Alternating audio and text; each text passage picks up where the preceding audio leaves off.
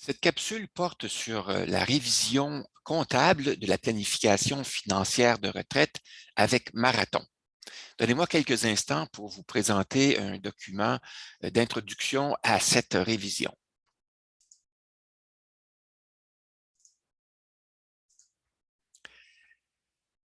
La mise à jour comptable consiste à remplacer dans les onglets Besoins, Budget, Décaissement, Immobilier et Placement les prévisions de l'année qui vient de se terminer par les résultats réels.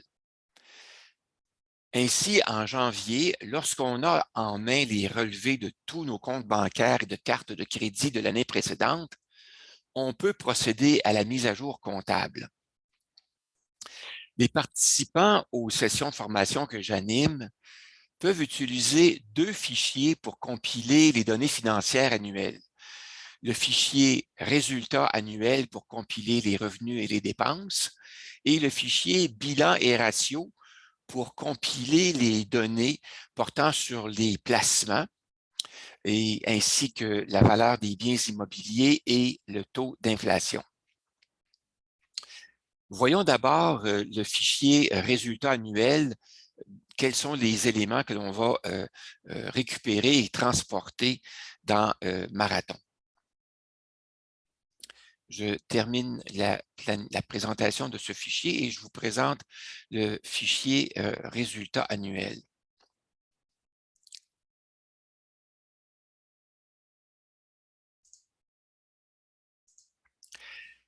Alors, vous reconnaissez à l'écran la page d'accueil du fichier de compilation des résultats annuels qui comprend plusieurs onglets. Dans l'onglet d'introduction, il y a une description de la procédure à suivre ou des étapes à suivre pour en arriver à produire un état des résultats qui va contenir les données dont on aura besoin dans Marathon.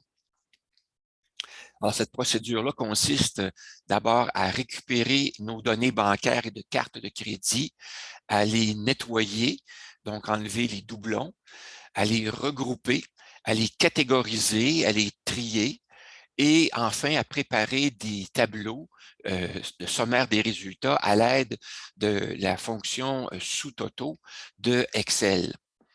Alors, une fois qu'on a préparé ces données-là à l'aide des onglets, dans l'onglet, par exemple, Opérations, on va transporter nos données, on va les récupérer depuis nos comptes bancaires et les transférer dans cet onglet. Dans l'onglet Visa, c'est la même chose. On va pouvoir y transporter nos données de carte de crédit. Notre charte de compte dans l'onglet Charte va pouvoir être mise à jour le cas échéant. Ensuite, dans l'onglet Traitement 1, on va pouvoir conjuguer nos données de carte bancaire et de carte de crédit, les colliger ensemble. Dans l'onglet par catégorie, on va pouvoir produire notre état des résultats pour l'année financière au complet. Et ce sont les données de cet onglet-ci qu'on va transporter dans Marathon. Dans l'onglet budget, on va pouvoir reporter les données totales de nos dépenses par catégorie de dépenses. Alors, ces données-là, qui sont dans la colonne D, seront reportées dans l'onglet budget de Marathon pour chacune des catégories. Alors, voilà pour les données qui proviennent du fichier le sommaire des résultats. Je vais maintenant vous partager un autre fichier qui contient les données qui proviennent du fichier bilan et ratio. Alors, dans bilan et ratio, on a trois onglets qui permettent d'inscrire nos données concernant nos placements. L'onglet REER, l'onglet SELI et l'onglet épargne non enregistrée. Les trois onglets fonctionnent de la même façon. Alors, il va s'agir simplement de rajouter une ligne de données pour y inscrire les données concernant la dernière année financière qui vient de se terminer. Donc, on pourrait, par exemple, pour l'année à rajouter, Ici, supposons que c'est l'année 2018, alors on pourrait recopier les données de la ligne 40 ici et les recopier sur l'année 40, la ligne 41, de sorte qu'on aurait une année supplémentaire. On pourrait mettre à jour le total, le montant total dans la colonne D. Supposons que c'est 150 000. Ici, exemple, 150 000. Ce qui fait en sorte qu'on pourrait ensuite, si on a fait un dépôt, on pourrait inclure,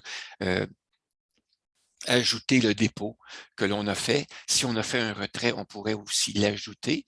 Exemple, si on a fait un retrait, mettons, de 15 000 cette année-là, on pourrait indiquer la date. Par exemple, on l'a retiré le 25 avril, s'il y a lieu. Et tout ce qu'on aurait à faire, ce serait ensuite de reporter le total, le rendement total moyen, le pourcentage de rendement moyen annuel dans Marathon. Ce pourcentage-là est inscrit dans la colonne T à la cellule, dans la ligne 11. C'est donc ce pourcentage-là que l'on va reporter dans Marathon lors de la révision annuelle. On va le reporter dans l'onglet Placement sur la ligne 9. On va faire la même chose pour l'onglet SELI et l'onglet d'épargne enregistrée. Et on va aussi aller mettre à jour le total des taux d'inflation lorsqu'on aura cette information-là qui va être disponible habituellement vers le mois de février. On pourra aller y mettre à jour le taux d'inflation de l'année. Je termine la présentation du fichier bilan et ratio et je vous présente maintenant le fichier Marathon, le calculateur Marathon, dans lesquels on va pouvoir mettre à jour nos données. Le premier onglet dans lequel on va aller mettre à jour nos données, ça va être l'onglet « Besoins ». Dans cet onglet-ci, on va aller faire la mise à jour de nos données concernant nos besoins particuliers. Alors, s'il y a eu des changements qui sont à inscrire, on pourra le faire. Par exemple, pour l'année en cours, si on a fait une dépense particulière de plus qui n'était pas prévue, on pourra aller l'inscrire, l'ajouter. Si un montant qui était prévu a été modifié, on pourrait le modifier. Par exemple, je donne à titre d'exemple ici, le cabanon, si on avait prévu une dépense de 2 000 $, mais qu'en réalité, on a plutôt dépensé 3 000 $, donc on va pouvoir la mettre à jour ici. Si on prévoit, par exemple, faire une dépense additionnelle qui n'était pas prévue, on pourra la rajouter. Et si on prévoit déplacer une dépense à un autre moment donné, par exemple, une dépense ici qui était prévue en 2023 pour le sous-sol, à ce moment-ci, si on prévoit la déplacer, par exemple, la déplacer plus tôt, ce que je vous conseille, c'est de ne pas utiliser les fonctions couper-coller de Excel, mais plutôt de recopier la ligne et de de recopier la ligne sur une nouvelle ligne et de d'effacer l'ancienne ligne plutôt, parce que si on utilise les fonctions couper, coller, on risque de compromettre l'intégrité des formules. Donc, par exemple, si je voulais déplacer la dépense prévue en 2023, la déplacer en 2021, je la copierais depuis la ligne 23 sur la ligne de 2021. Si je veux modifier le montant, je le modifie à ce moment-là et je supprime l'information de la ligne 2023. C'est la façon de procéder pour déplacer des dépenses pour éviter de compromettre les formules. Maintenant, dans l'onglet « Budget », on va mettre à jour les sous-totaux de dépenses par catégorie pour chacune des catégories de dépenses dans l'onglet « Budget ». Donc, s'il y a lieu, on va déplacer, par exemple, si on avait le sous-total de nos dépenses logement, si ce n'est pas le montant qui est là, mais plutôt un autre montant, pour l'année, par exemple, 2018. Alors, ce que je ferais ici, c'est que je mettrais à jour mon total pour l'année 2018. Mettons que c'est 8 500 au lieu de 8 200. Alors, pour éviter que le 8 500 n'affecte toutes les autres années, ce que je ferais, c'est que j'irais à l'année suivante et j'irais fixer le résultat qui est là. Donc, en faisant une copie simplement, copier et coller la valeur. Et une fois que la valeur est copiée, ce n'est plus une formule qui est là, mais plutôt un montant fixe, ce qui va éviter d'affecter toutes les autres années par la suite. Donc, je vais pouvoir ici surligner en jaune l'année pour laquelle j'ai fait un remplacement de la formule par une donnée. Et je vais pouvoir mettre à jour l'information pour l'année 2018, ici 8500 par exemple, 8500, 8500, de sorte que ça n'affecte pas les totaux des années suivantes, 8500. Et comme d'habitude, lorsque je modifie une donnée, je remplace une formule par un montant fixe, j'applique la couleur jaune pour le fond de la cellule pour signaler le changement et faciliter le repérage pour les années suivantes. Si une donnée particulière a eu, pour laquelle j'ai fait une dépense plus importante cette année-là, je veux également la rendre plus visible pour l'année suivante, ben, je pourrais la modifier aussi, là, même s'il s'agit d'un poste budgétaire. Alors donc, je pourrais modifier ainsi chacun des sous-totaux des catégories.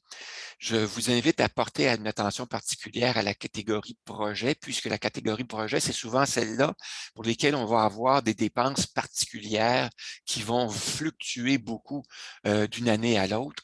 Alors, vous pourrez modifier peut-être les éléments de de cette section-là, particulièrement pour la section voyage. Ça peut très bien arriver que vous ayez à modifier cette section-là pour la rendre plus personnalisée pour chaque année. Alors voilà pour l'onglet budget. Maintenant, il va nous rester à mettre à jour l'information dans l'onglet placement.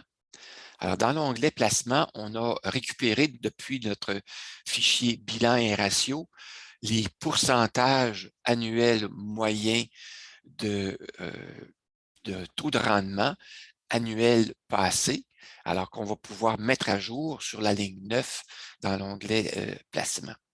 Je vais agrandir la taille des caractères.